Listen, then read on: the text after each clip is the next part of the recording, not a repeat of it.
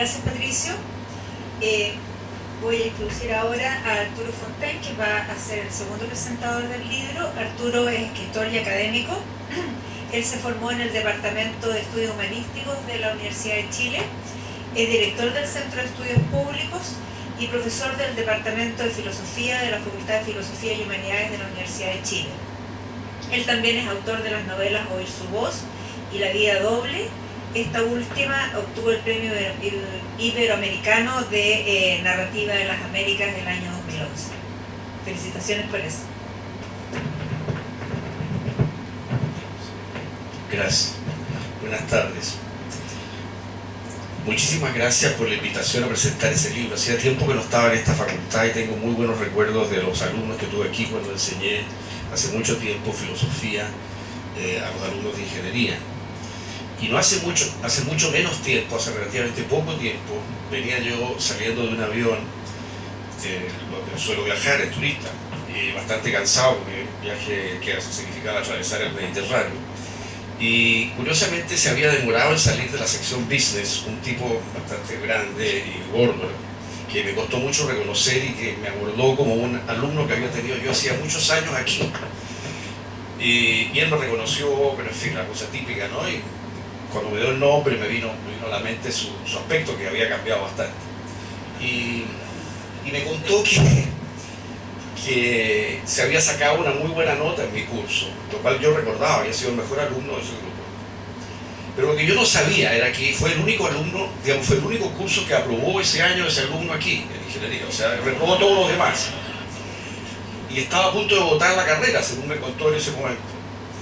Y como sacó un 7 en mi ramo, decidió no botar la carrera y quedarse aquí. Y se tomó más bien, parece que yo se lo sugerí en un momento dado, cosa que yo no recordaba, que se tomaron un semestre sabático. Se fue a viajar a Bolivia y después ese semestre decidió volver a ingeniería. Y se recibió bien. Y entonces venía, según me contó, de cerrar su primer buen negocio, que le iba a significar $4 millones. Así que esta hueá de título me dijo, para algo servía. Y se lo debo a usted, profesor, me dijo. Y tal vez le debo una comisión a aquel hueá. Yo inmediatamente saqué tarjeta, digamos, y dije, mira, yo trabajo en el CEP, qué sé yo, pero ahí quedó la cosa, la comisión está pendiente. Bueno, este breve y perspicaz libro de Patricio Vélez se abre con datos que ya Pato Fernández sintetizó. Yo me había propuesto no leer y cuando simplemente tomar 4 o 5 notas, pero el libro me entusiasmó y desgraciadamente lo voy a latear con un poco de lectura porque fue lo que me pasó cuando me empecé a preparar para esto. Esta primera página ya se está haciendo célebre porque este libro ayer estuvo citado por varias personas en Tolerancia Cero, estuvo en el Mercurio. Esta primera página va a ser como la página del Manifiesto Comunista, digamos, un fantasma recorre el mundo, digamos, ¿no? Pero en fin, el costo promedio de los aranceles en Chile es $6.150, lo que representa, universitario, ¿no? Lo que representa el gasto per cápita más alto del mundo. Representa más del 40% del ingreso familiar de los 3 menores quintiles. Los aranceles, como hemos visto, han subido un 60% real en 12 años. Yo pienso que detrás de eso mucho influye el sistema de crédito con aval del Estado. El endeudamiento universitario respecto del ingreso anual como profesionales del orden del 174%, el gasto público en educación es solo un 0,5%, los más bajos del mundo. Permítanme agregar aquí una cifra que viene de otro lado. En Estados Unidos el Estado aporta el 31,6% del gasto total en educación superior y en Chile solo el 14,4%. Estados Unidos probablemente es el país donde hay, en términos comparativos, una mayor proporción de gasto privado. El diagnóstico de Vélez es lapidario. Por otro lado, tenemos este explosivo crecimiento de la matrícula en la educación superior, un crecimiento que ha sido del orden de 7% anual y que se refleja, como bien nos recordaba Patricio una vez más, en que hay 7 de cada 10 estudiantes cuyos padres y madres jamás estudiaron en la universidad. Vélez aborda entre otros temas la cuestión del crédito universitario. El problema aquí, yo lo encuentro muy difícil. Tengo aquí a Ronnie Fisher que me amedrenta, porque este es un tema que él seguro maneja maravillosamente, pero déjeme decir lo que yo puedo pensar sobre esto. ¿Cómo se puede llegar a calcular, digamos, el arancel de referencia? y cómo salvar la diferencia entre este y el arancel real, si lo hubiera, y en muchos casos sabemos llega a ser del 50%. Cómo evitar luego la presión al alza de los aranceles que ejercen necesariamente los créditos con aval del Estado, y luego cómo evitar la incertidumbre enorme respecto del ingreso real futuro de la persona que tomó ese crédito. O sea, estamos ante un mercado fuertemente intervenido por el Estado. Cualquier sistema de créditos con aval del Estado, a mi juicio, debe involucrar al Estado en la fijación de los aranceles. Esto es inevitable, me parece a mí, si es que el Estado hace esto. Pero es conveniente esto. ¿Qué sentido tiene un sistema universitario que busca ser competitivo, mixto, variado, plural, si en definitiva el Estado va a fijar los precios? ¿Hasta dónde esto puede funcionar? ¿Es bueno, es malo? No sé, es un tema que pone en cuestión bastante la naturaleza misma del sistema. Pero además ocurre que algo de un 50% de los estudiantes hoy día universitarios deserta a mitad de camino. Y lo que es todavía más grave, a mi juicio, un 57% de los egresados no ejercen aquello que estudió. Entonces, ¿cómo puede diseñarse un buen sistema de créditos dada esta situación? Yo lo ignoro. O sea, ¿cómo uno va a prestar plata a personas que tienen? La mitad de ellos no va a terminar y más de la mitad de los que terminan estudian algo que no, digamos, trabajan algo que no es lo que estudió. Entonces el pronóstico que teníamos respecto del ingreso futuro de esa persona no se va a cumplir. Agréguenle a eso el shock de oferta que ha habido, que es brutal por la cantidad de gente que ha entrado al sistema. O sea, ¿cómo sabemos nosotros cuánto va a ganar un ingeniero comercial de la Universidad de las Américas? ¿Base a qué podemos saber eso? Muy distinta a la situación de Estados Unidos, también estabilidad en la oferta durante muchos años, no puede seguir la historia de los ingresos, ¿no es cierto?, de cada carrera, de cada universidad. Pero aquí tenemos una situación de incertidumbre en juicio total. Entonces yo lo veo esto muy, muy difícil de montar. Y sin embargo yo veo que el gobierno y casi todos los que hablan sobre esto siguen hablando que hay que montar un sistema de crédito, pero no sabemos cómo lo vamos, se puede hacer una cosa así. No me parece fácil montar este sistema. Y supongo que supone montar un tremendo sistema de información, de seguimiento, de alto costo para el Estado, y donde la información es sumamente difícil de recabar. Y en todo caso esto va a funcionar sobre la base de que el Estado esté fundamentalmente como aval, rellenando los sectores de atrás, respaldando todo el sistema y obviamente controlando entonces los aranceles, lo cual le va a significar entrar en cada universidad de una manera muy intervencionista.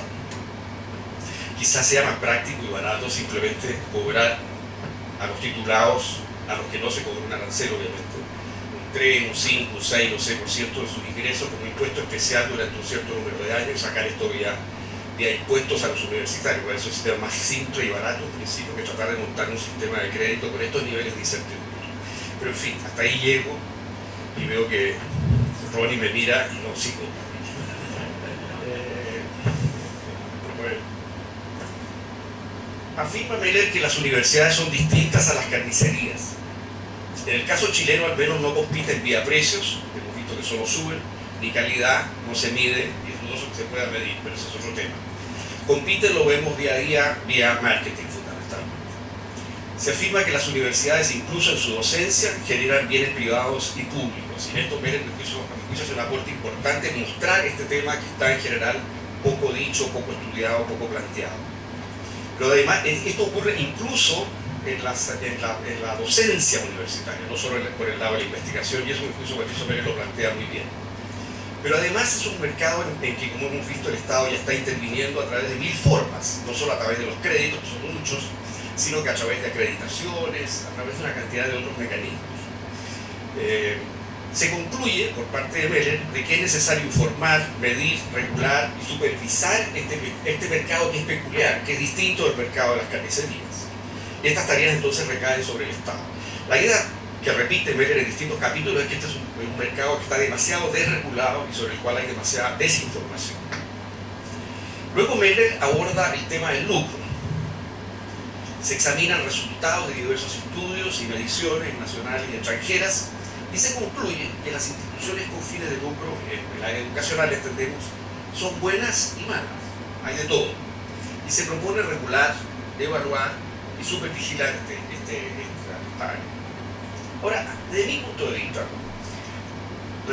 detrás de la discusión sobre el lucro lo que hay es en el fondo supuestos importantes acerca de la medición y la evaluación de la educación. Porque, por ejemplo, hay empresas comerciales cuyo giro propio es construir viviendas sociales, es decir, construcción estatal, y que se han creado para eso y solo viven del subsidio estatal. Por supuesto que ellas tienen que cumplir parámetros de construcción exigidos por el Estado y se supone que son susceptibles de mediciones bastante precisas, a pesar de que a veces fallan, como saben por las casas europeas, y se supone que eso se puede controlar, es un tema ingenieril técnico posible. Se sostiene a veces, y aquí se da un paso a mi juicio muy riesgoso, que la universidad se podría someter a controles y mediciones análogas, y es ahí donde tengo yo una discrepancia total. Mi posición sobre las mediciones es distinta. No creo en esa analogía. Lo propio de los procesos educacionales integrales, en oposición al primero adiestramiento, es su multidimensionalidad. Por ejemplo, según la encuesta CEP, la formación ética y hábitos, la calidad de la instrucción académica y la disciplina son aspectos casi igualmente importantes a la hora de decidir un colegio, por parte de los padres. O sea, los padres valoran tanto la disciplina, o a veces más, que la instrucción académica. ¿Cómo medir la formación ética y los hábitos? Ahora, según James Heckman, la formación de hábitos tiende a incidir más en el ingreso futuro de un trabajador que la instrucción. Entonces la intuición de los padres no es tan descaminada, incluso si solo tomaran como criterio de decisión el ingreso esperado futuro de sus hijos. ¿Para qué decir si incorporamos otros factores? La vida en pareja, la vida familiar, la amistad, en fin, otros elementos de una vida plena. Entonces, a la hora de medir la mera calidad de la instrucción, surgen diversas dificultades y desafíos, suponiendo que no vamos a medir, ya sabemos que incluso desde el punto de vista del ingreso es más importante. Vamos a medir algo menos importante, que es simplemente la instrucción. Y lo vamos a hacer vía promedios, CIMSE y BCU, de los distintos colegios, y eventualmente podríamos hacer lo mismo con las universidades, con los ajustes que haya que hacer. Pero ¿qué ocurre? Estas mediciones, al evaluar, modifican lo evaluado, y esto es parte de lo que se espera. Es decir, la institución cambia a raíz de estas mediciones en la medida que estas mediciones tengan importancia. Desde luego, tienden a perder importancia relativa los ramos y actividades que no se miden en beneficio de los que sí se miden. Y en los ramos que sí se miden, se dedican en mayor o menor grado a preparar específicamente la prueba en función de la cual se va a medir la institución. Entonces, por ejemplo, como las pruebas de lenguaje, matemáticas y ciencias son de opción múltiple, las pruebas del colegio se van transformando cada vez con mayor frecuencia en pruebas de opción múltiple. Ese tipo de instrucción sí se presta a cierta estandarización y tiene diversas limitaciones. Los colegios y liceos abandonan así su tarea educadora y se transforman, sin quererlo, en meras instituciones de adiestramiento para rendir determinadas pruebas. Por cierto, ello puede elevar y probablemente elevará los resultados de dichas pruebas, pero a costa de la verdadera calidad académica, del espíritu crítico y de la discusión analítica y de la formación ética y cívica.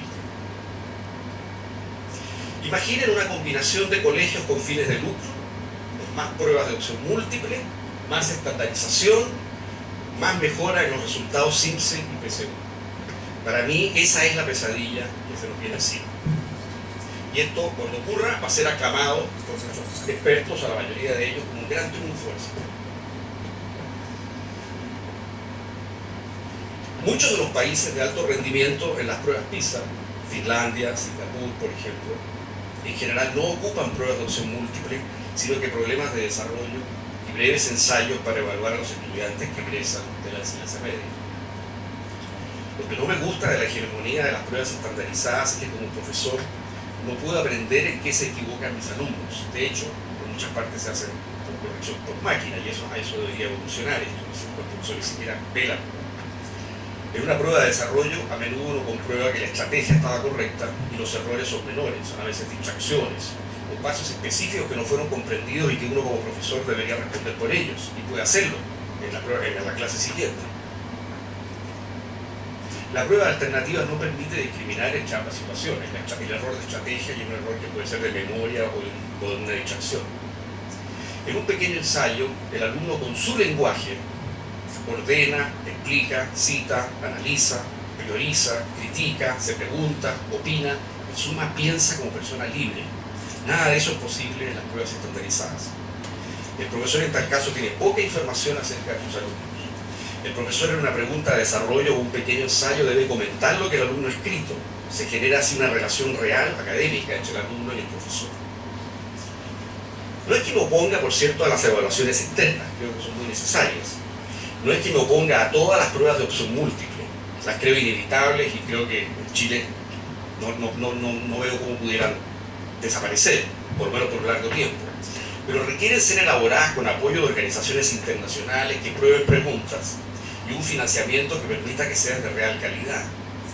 Elaborar buenas y variadas preguntas de alternativas es sumamente difícil y me preocupa mucho, eso sí, su invasión y hegemonía en los colegios y liceos y crecientemente incluso en la universidad. Hay un peligro. La forma más fácil de producir preguntas de alternativas para un profesor es simplemente poner alternativas memorísticas, y estamos viendo en las pruebas de ingreso a la universidad una presencia importante de alternativas memorísticas en muchas pruebas. No es que me oponga tampoco, por cierto, a que el Estado genere información sobre las universidades y la difunda, lo creo necesario. Tampoco me opongo a la publicación de los rankings, pero es una tarea que debe hacerse con mucho rigor y seriedad, invirtiendo en ello lo que corresponde y difundiendo los resultados con modestia y cautela, es decir, haciendo presente lo que se midió, lo que no se midió, las limitaciones de los respectivos instrumentos de evaluación y sin transformar estas mediciones en una especie de castigo periódico a nuestro profesorado. El conflicto de interés y por qué el lucro importa y mucho. En este punto tengo una discrepancia frontal con Patricio Bello. A mi juicio el lucro importa y mucho en la educación, como importa en cualquier actividad de la vida donde uno se encuentre con alguien que persigue fines de lucro. Basta leer a Smith para darse cuenta de lo que es capaz el lucro.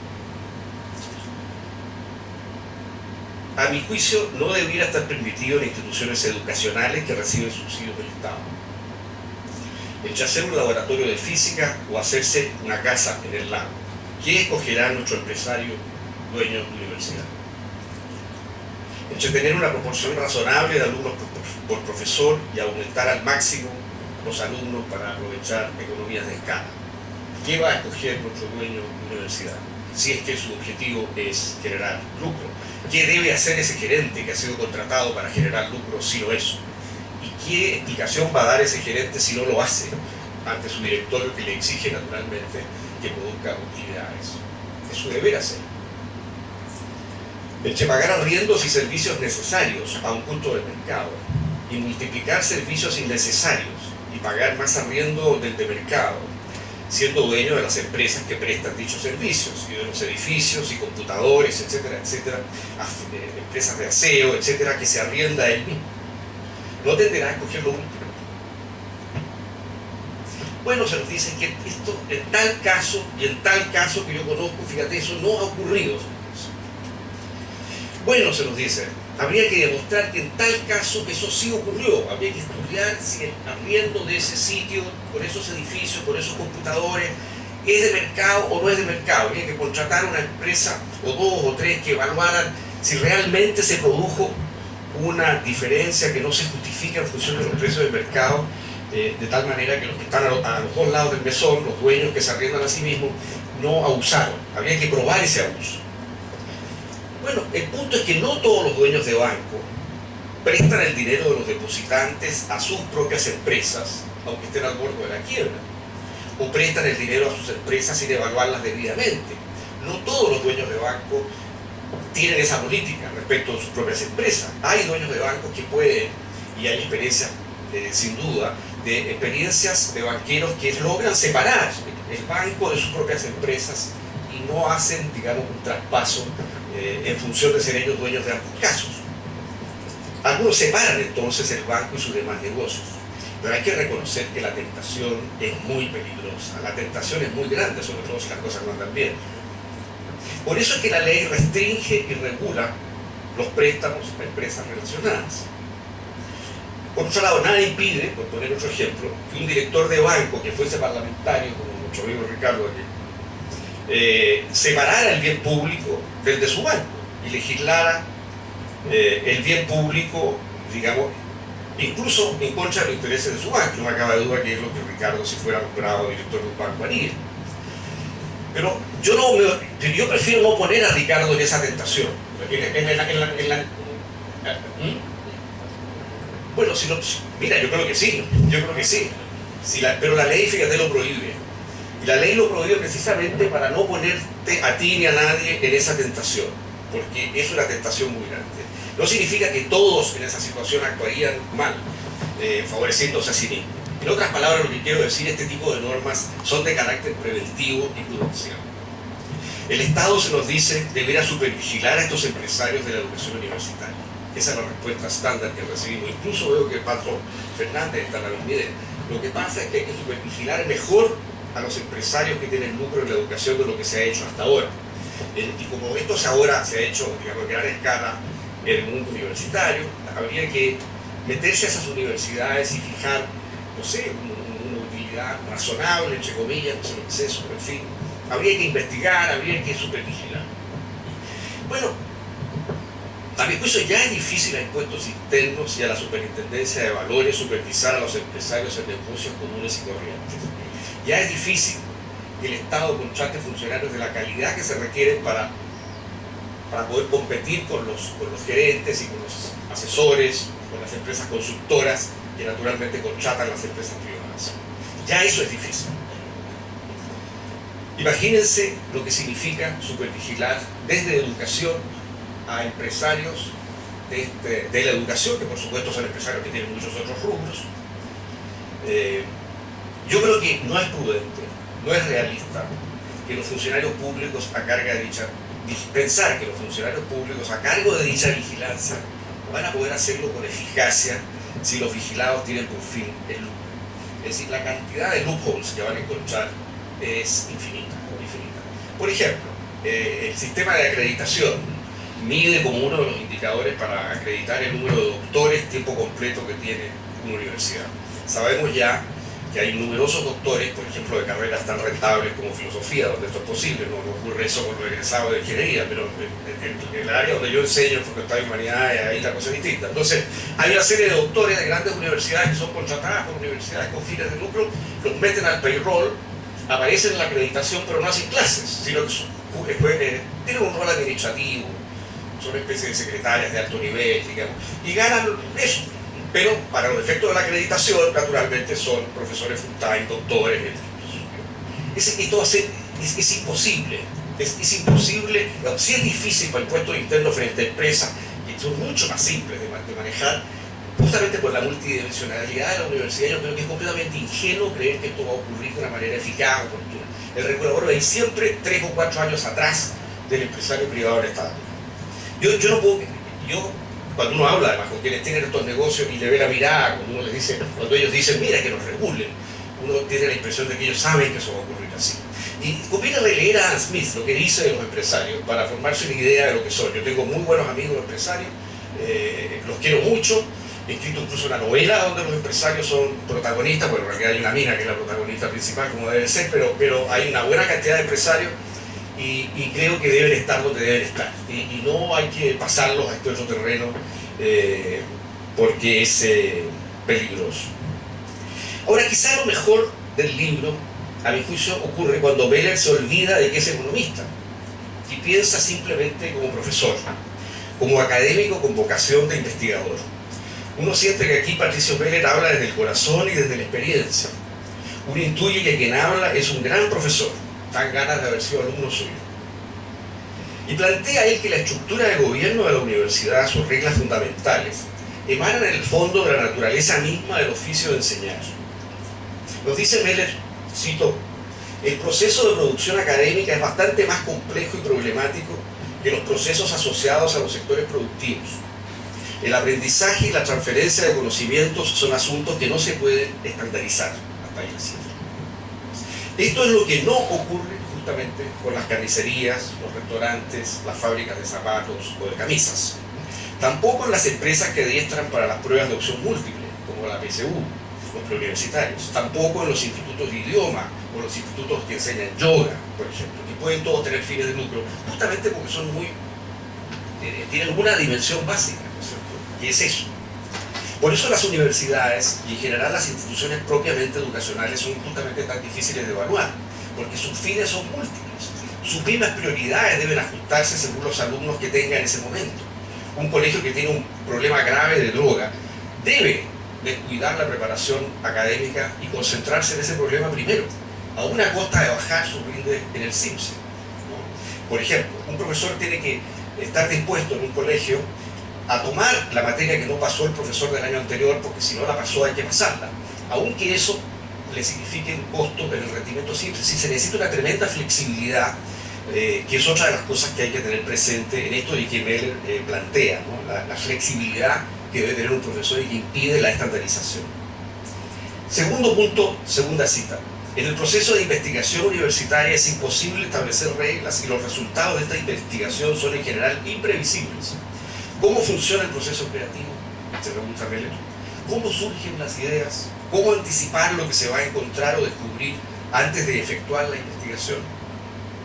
Hasta ahí la cita. Pongo un ejemplo. Cuando William Harvey descubrió alrededor de 1628 la circulación de la sangre, uno de los argumentos que se esgrimió una y otra vez en su contra era que, aunque tuviese razón, se trataría en cualquier caso de un descubrimiento irrelevante, por inútil. Porque la medicina de esa época, claro, no sabía cómo usar eso. 3. Otro punto. Según Meller, la docencia, y cito, y la investigación requieren de un alto grado de libertad de acción intelectual para los académicos y para que la universidad pueda cumplir cabalmente su función. La autonomía universitaria implica que la comunidad académica tiene el poder de decisión sobre el quehacer de la universidad sin ninguna interferencia externa. Sin ninguna interferencia externa, repito. Entonces, hasta ahí la cita. Cuando eso se da, la vida académica real, la de la sala de clases, la de la corrección de trabajos, la de la biblioteca y el laboratorio, la del café conversado en el casino o en un pasillo, es una forma de ejercer la libertad. Es una forma particularmente noble y exigente de vivir en libertad. Entonces, y a mí eso es lo que me ha llevado a pensar este libro, quizá más importante que esa primera página de cifras, quizá en el fondo lo que esté en juego en el conflicto educacional de hoy sea justamente la autonomía, la libertad misma de la universidad. Porque lo que se nos está pidiendo por algunos, lo que se nos está exigiendo por algunos, a fin de cuentas, es que la universidad se someta a un conjunto de especificaciones y mediciones técnicas externas, como si se tratara de una empresa justamente dedicada a la construcción de viviendas sociales, o como si la universidad fuera una empresa comercial que construye puentes para el modo. Es un planteamiento que seguramente, sin proponérselo, amenaza la libertad de la universidad. Se trata de un enfoque que ha emanado de la propia universidad y luego, más tarde, ha llegado al poder. Es un enfoque que quisiera poder explicar toda institución humana por la lógica que se explica el funcionamiento de un supermercado. Es un enfoque que anida en espíritus que, sin notarlo, son de inclinación fundamentalista, en individuos racionalistas que buscan obsesivamente la sensación de certidumbre, aunque para ello haya que poner entre paréntesis la sensatez y la verdad. En mentes que, aunque invoquen el libre mercado, son de talante reduccionista y totalizante, es decir, en personalidades como las del erizo, en el sentido del célebre ensayo de Isaiah Berlin. Es decir, un animal que ante el ataque conoce una sola y temerosa defensa, una sola, engrifarse y presentar un cuerpo lleno de huesos puntudos y peligrosos. Se trata de hombres en el fondo simplistas, aunque muy inteligentes, que tienden a explicarlo todo a partir de un solo principio total. Esto, según Isaiah Berlin, en oposición a la mentalidad del zorro, que está atento a la pluralidad y diversidad y particularidad de la vida y la naturaleza. Este predominio que tiene en Chile el erizo fundamentalista, el que quisiera poder explicarse toda institución y ojalá el mundo entero como si fuese un supermercado, es un síntoma de un problema de la propia universidad. Pienso que esto se debe en parte a que, como señala Meller, el joven entra en Chile desde el primer día a una facultad o escuela vocacional que funciona como un túnel, es decir, queda incomunicado de las demás disciplinas, pese a los esfuerzos que en facultades como esta se hacen por la vía de cursos de servicios. Por ejemplo, se educa a menudo al estudiante de ingeniería comercial como si los temas que se abordan en las humanidades fueran asuntos con los que nunca fuera a toparse en su vida profesional o como ser humano. Y por su lado, se forma a los que se dedican a las humanidades como yo, como si jamás fueran a tener que vérselas con un fenómeno económico, lo que puedo asegurar es falso. La universidad de hoy está muy lejos de lo que plantea Andrés Bello, eso de que las verdades de las distintas disciplinas se tocan. Este breve libro de Patricio Meller no da recetas, pero nos ayuda a comprender la profundidad del conflicto que estamos viviendo y la significación que tiene para la universidad y para la libertad que es usable. Muchas gracias.